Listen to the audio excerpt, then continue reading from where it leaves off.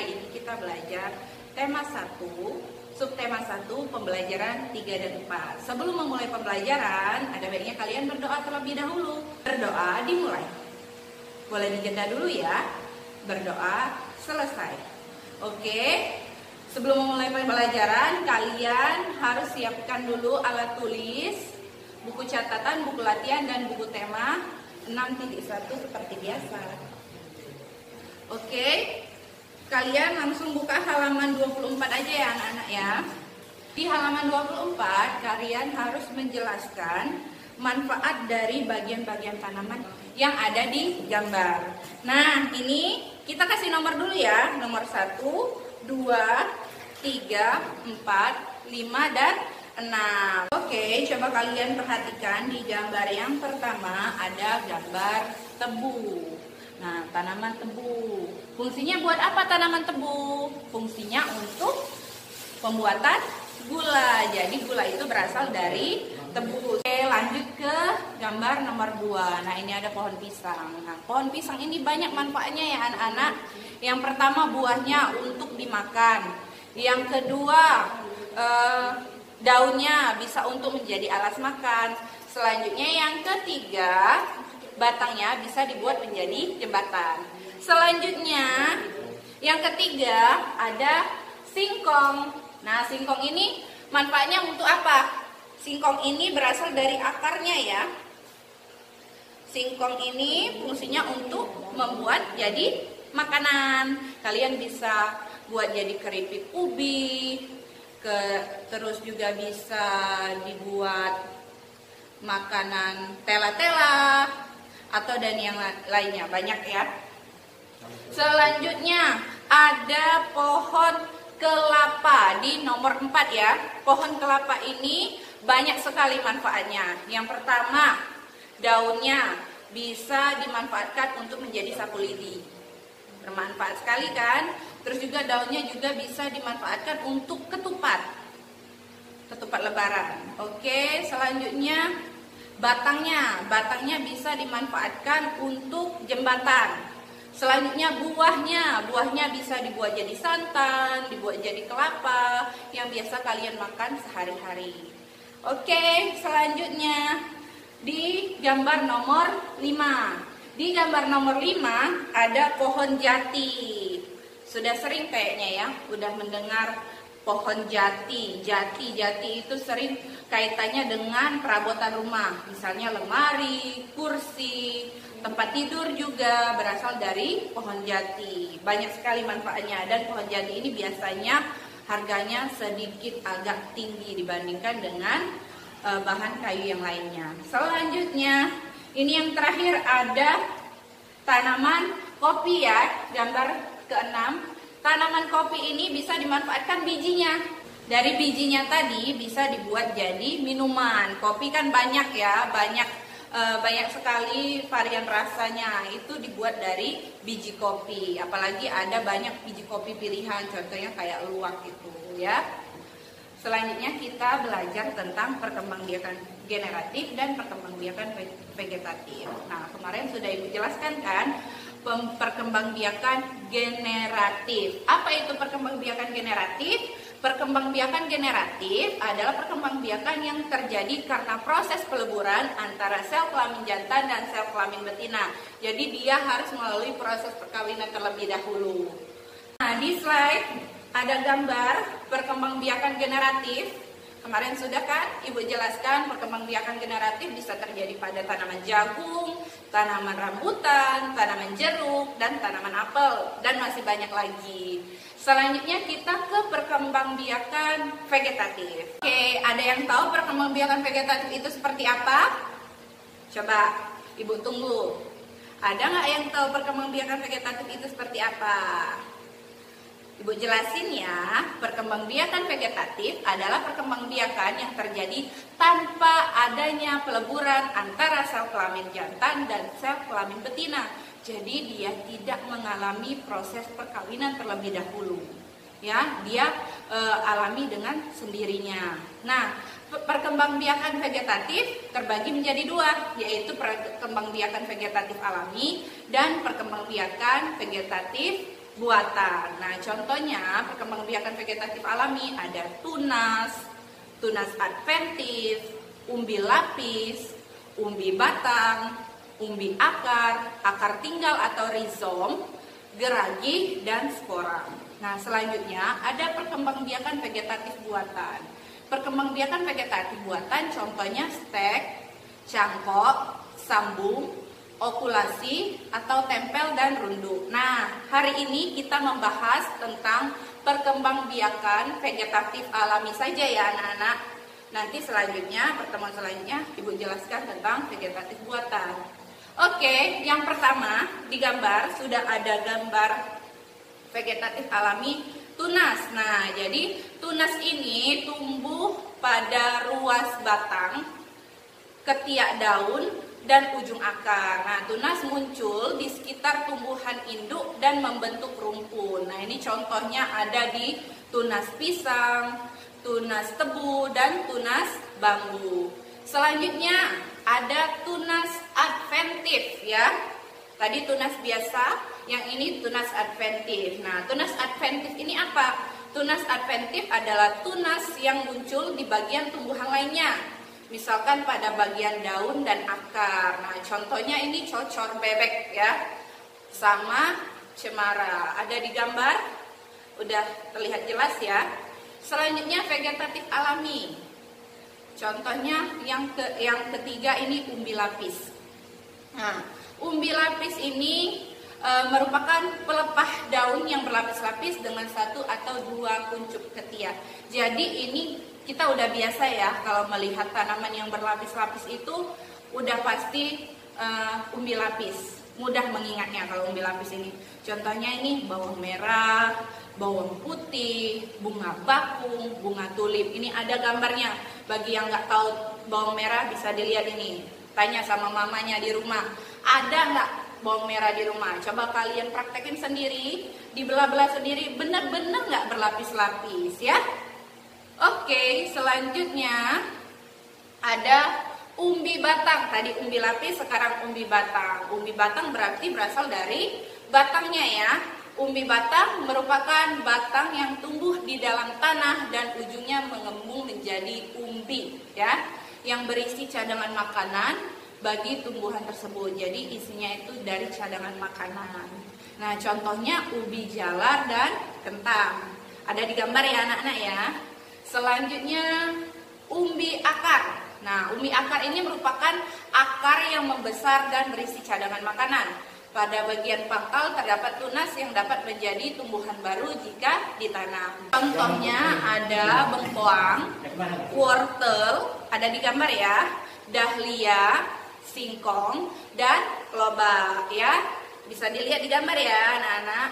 Selanjutnya ada lagi akar tinggal atau rizom, biasa disebut dengan rizom. Nah, ini merupakan batang yang seluruhnya tumbuh mendatar di bawah permukaan tanah ya. Dia datar di bawah permukaan tanah, jadi nggak masuk ke dalam.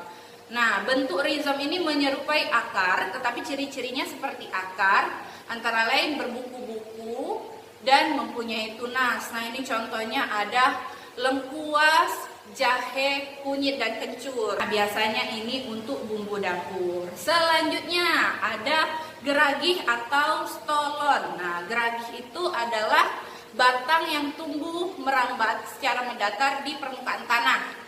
Bagian batang terdapat mata tunas di setiap ruas.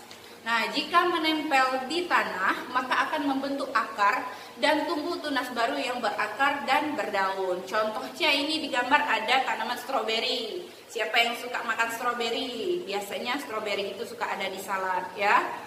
Stroberi, selanjutnya rumput teki, arbei, dan antana. Kita lanjut ke spora. Ini spora merupakan sel-sel yang terbungkus oleh sebuah lapisan pelindung. Nah, di gambar ini ada contohnya, dia lekat sama daun-daun ya. Contohnya ini, lihat spora ini bisa terdapat pada suplir, tumbuhan paku, lumut, dan jamur, dan masih banyak lagi ya. Anak-anak, tadi sudah Ibu jelaskan perkembangbiakan secara vegetatif alami. Jangan lupa dicatat. dipahami karena banyak sekali itu akan masuk ke dalam ujian. Oke, sekarang kalian buka halaman 26. Di sini ada tabel nama tumbuhan, cara berkembang biak dan manfaat bagi manusia. Tadi kan udah Ibu jelasin di video sebelumnya bahwa ada cara perkembangbiakan dari wortel, pisang, nanas dan sebagainya. Nah, kalian bisa tonton ulang video tadi dan diisi di halaman 26 ini cara berkembang biak dan manfaat bagi manusia. Oke, selanjutnya kalian lompat ke halaman 32.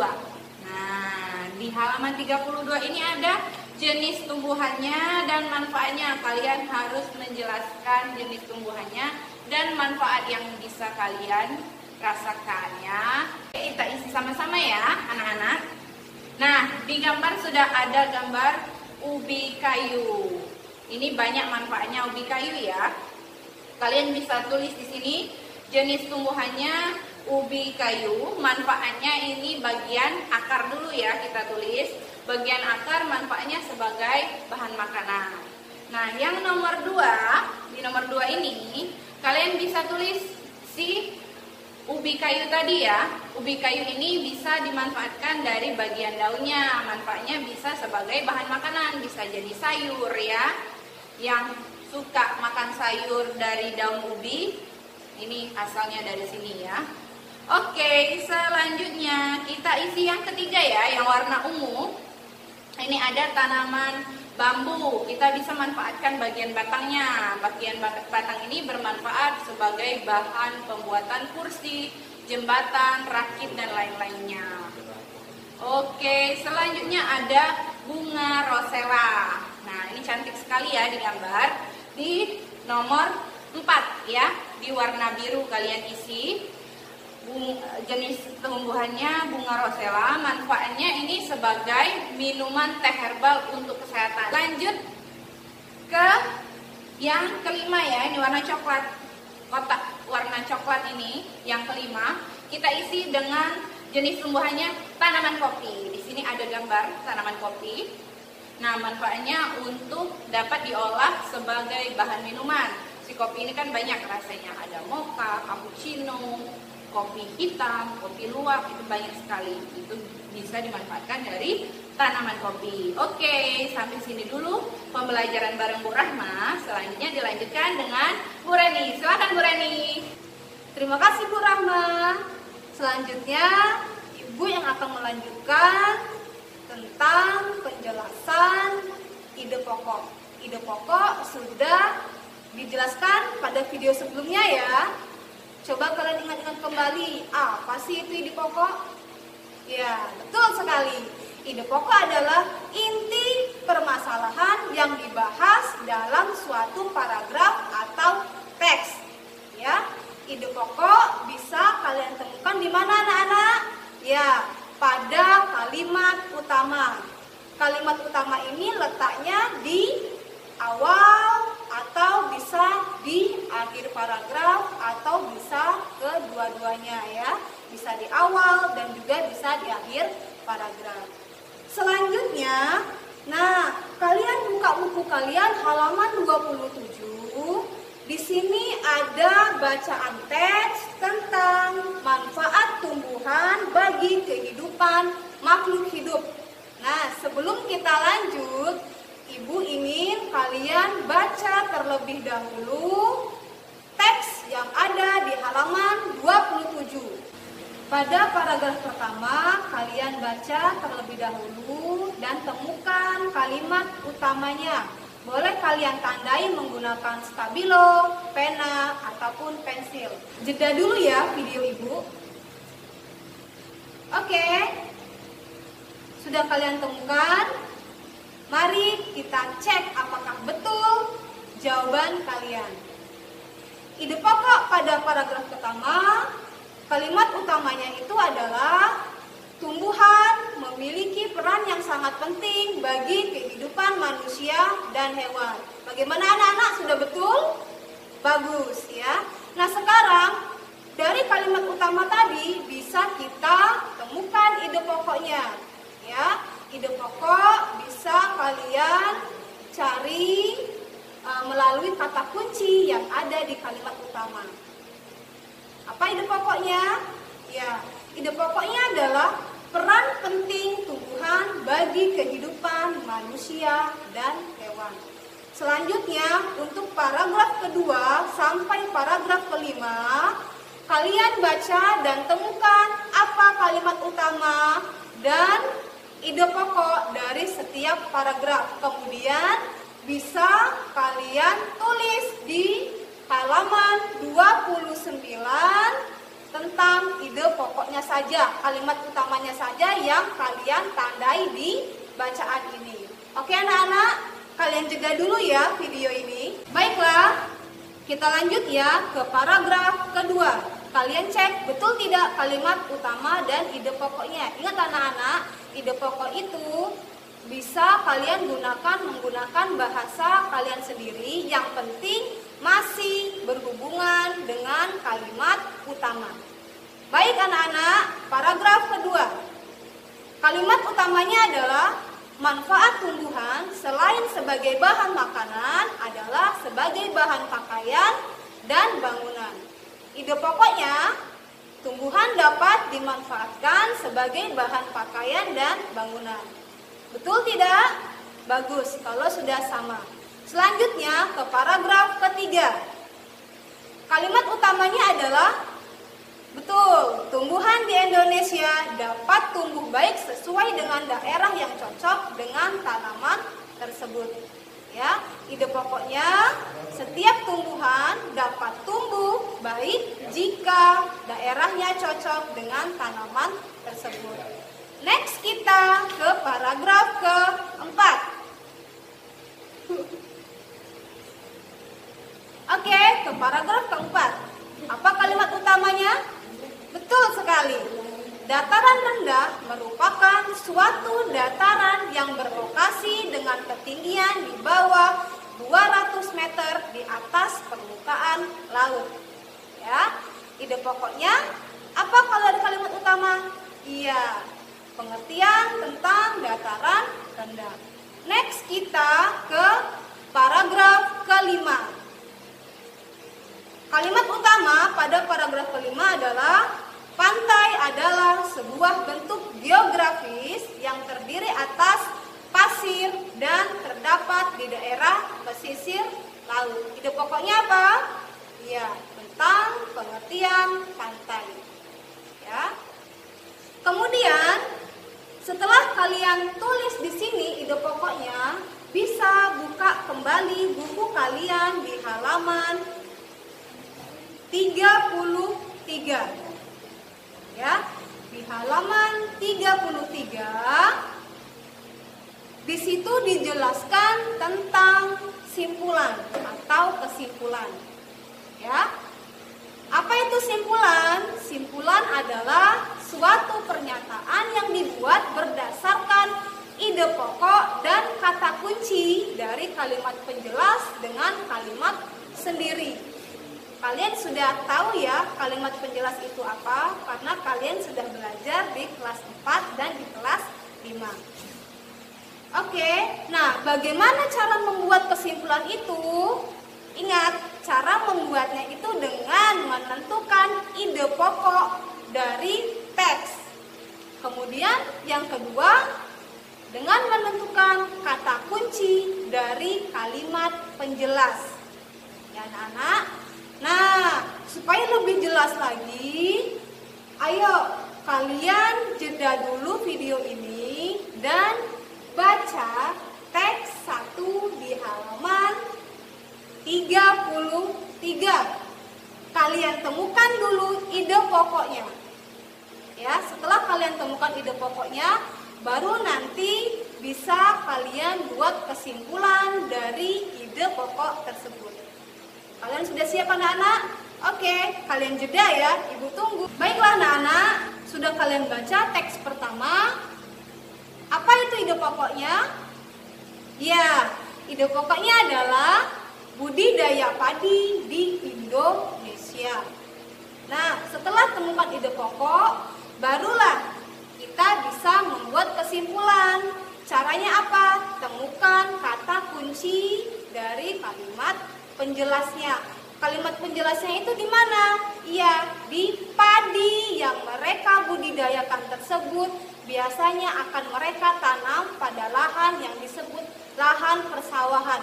Sampai pada kalimat terakhir ya, budidaya padi darat. Sampai situ adalah kalimat penjelasnya. Nah, bisa kita simpulkan dari ide pokok tadi dan dikaitkan dengan kalimat penjelasnya. Jadi, kesimpulan yang kita dapat pada teks 1 adalah budidaya padi di Indonesia dapat dilakukan di lahan persawahan. Kata kunci dari kalimat penjelasnya adalah lahan persawahan. Kenapa? Karena kata sawah paling sering muncul di kalimat penjelas. Ya, anak-anak. Untuk teks kedua bisa kalian latihan dan buat sendiri di rumah ya. Patokannya seperti yang Ibu jelaskan barusan. Baik anak-anak, selanjutnya buka buku kalian halaman 34. Nah, pada video sebelumnya Ibu Kiki sudah menjelaskan nilai-nilai yang terkandung pada sila pertama dan sila kedua. Pada video kali ini Ibu akan menjelaskan apa nilai-nilai yang terkandung pada Pancasila sila ketiga. Ya, di gambar ini tampak lambang negara kita. Apa lambangnya, Nak? Garuda Pancasila.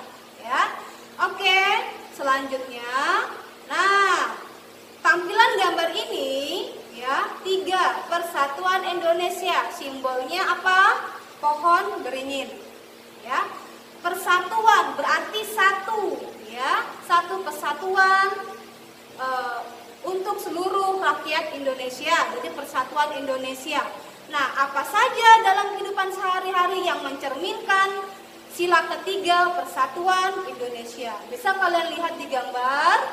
Ya, gambar pertama, gotong royong membersihkan lingkungan sekolah. Jadi gotong royong bersama-sama tanpa membedakan suku, agama, ras, dan budaya. Ya. Kemudian gambar kedua, Bhinneka Tunggal Ika. Apa arti Bhinneka Tunggal Ika? Iya, betul sekali. Sudah pintar semua kalian ya.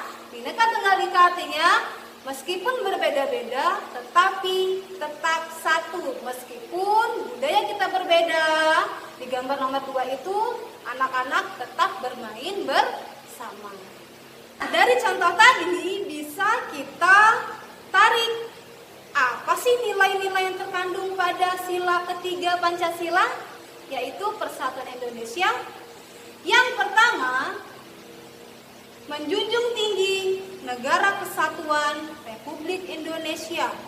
Kemudian cinta perdamaian dan persatuan. Yang ketiga, tidak egosentris. Apa sih egosentris itu? Egosentris itu adalah sikap ingin menang sendiri ya, paling benar sendiri. Nah, itu tidak boleh ya anak-anak ya. Nah, kemudian sikap yang mencerminkan sila ketiga antara lain yang pertama, bangga dan cinta terhadap tanah air, kemudian mengembangkan sikap persatuan dan kesatuan, memajukan pergaulan demi persatuan bangsa ya, tidak memilih-milih teman. Mereka mempunyai suku yang berbeda dengan kita, bukan berarti tidak kita temani ya anak-anak ya, semuanya sama. Kemudian yang terakhir, menjunjung tinggi persatuan. Nah, itulah nilai-nilai yang terkandung pada sila ketiga Pancasila dan sikap-sikap yang mencerminkan sila ketiga. Sampai sini dulu ya penjelasan dari Ibu Reni dan Ibu Rahma. Untuk lebih jelasnya lagi, boleh kalian ulang-ulang kembali video ini sampai kalian begitu benar-benar paham. Dan apa-apa yang penting yang ada di video ini boleh kalian catat. Baik anak-anak, sampai sini dulu video kali ini dan sampai bertemu di video selanjutnya. Assalamualaikum.